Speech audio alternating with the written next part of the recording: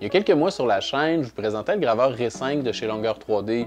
J'avais beaucoup apprécié sa simplicité d'utilisation, ses bons résultats en gravure, puis surtout je suis un grand fan de son écran tactile là, qui permet de se passer d'être branché à un ordinateur pour opérer la machine.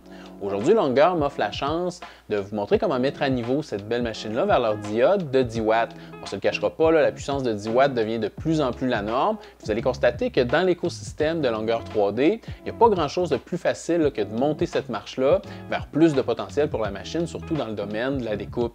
Petite note, en plus d'acheter la diode 10 watts pour mettre à niveau une machine existante comme je vais faire aujourd'hui, c'est aussi possible d'acheter la R5 en version 10 watts, le système complet à un prix super intéressant là, qui est un petit peu moins cher que celui des machines de 10 watts les plus populaires. Et pour vous montrer à quel genre de projet on peut s'attaquer une fois qu'on a 10 watts entre les mains, je vais fabriquer une version 2.0 de la lampe un peu moche que j'avais fabriquée quand j'avais fait une mise à niveau similaire sur mon graveur Ortur Lasermaster 2 Pro.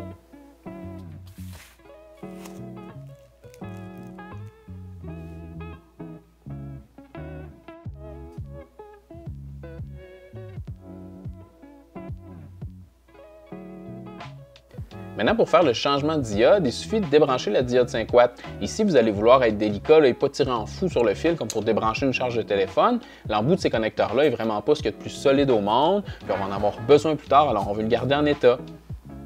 Après avoir retiré les deux vis de serrage et les deux petites vis de guidage derrière, je suis capable de retirer complètement la diode de la machine. Je dévisse la plaque de fixation qui est au dos de la diode 5 watts et une fois que c'est fait, je place la diode en lieu sûr en prenant soin de fixer son cylindre de mise au point. La diode 10 watts n'utilise pas le même, ce serait fâchant là, de ressortir la 5 watts en cas de besoin dans le futur pour ne pas trouver son cylindre de mise au point.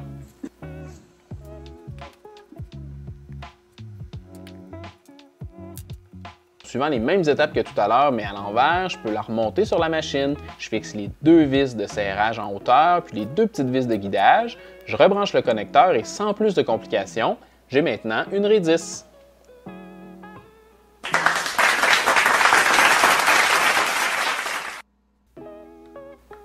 La première chose que je fais, comme avec toutes les machines que j'essaie, c'est de graver la grille de vitesse et de puissance pour voir comment la diode s'en sort.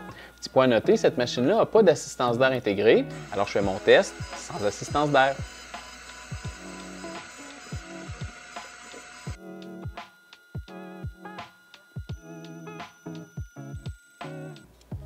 Et voilà mon test. Comme avec tous les autres 10 watts que j'ai testés, le haut de la grille est pas mal rôti, mais je suis content de constater là, que du côté de la découpe, on a des performances là, pas mal similaires à la compétition.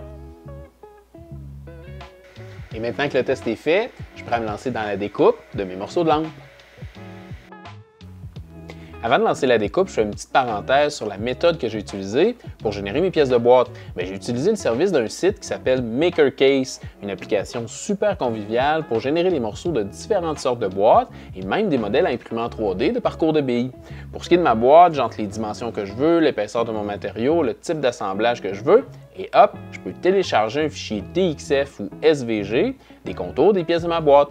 J'ai ensuite fait un peu d'Inkscape pour placer de la géométrie au centre de mes morceaux. Et voilà, pas plus compliqué.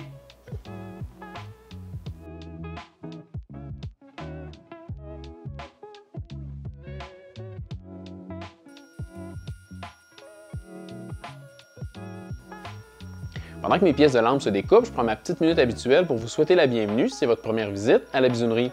La Bisounerie, c'est la chaîne où on se lance en français dans toutes sortes de projets de fabrication numérique pour découvrir, apprendre, créer et s'entraider. Alors si le sujet vous intéresse, je vous encourage à vous abonner. Il y a une place pour vous dans la grande famille des bisouneurs. Et que vous soyez nouveau ou ancien, si vous pensez que cette vidéo-là mérite d'être vue par le plus grand nombre de gens possible, il n'y a rien comme un petit pouce de like sous la vidéo pour m'aider à faire grandir la chaîne. Merci!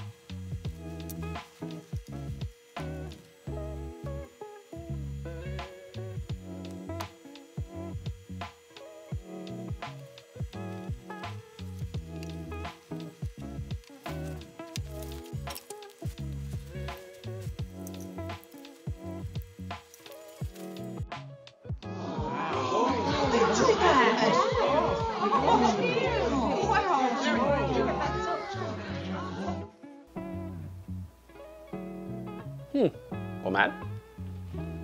Que vous mettiez à jour une Ré5 5 watts existante ou que vous achetiez une Ré5 de 10 watts toute neuve, vous allez avoir entre les mains une machine facile d'approche, performante et relativement abordable. C'est certain qu'on aurait peut-être aimé voir une assistance d'air intégrée ou des interrupteurs de fin de course, mais Longueur a fait le pari de la simplicité pour nous offrir une machine aux performances très satisfaisantes à un prix raisonnable. Et si vous me demandez mon avis, je pense que c'est un pari gagnant.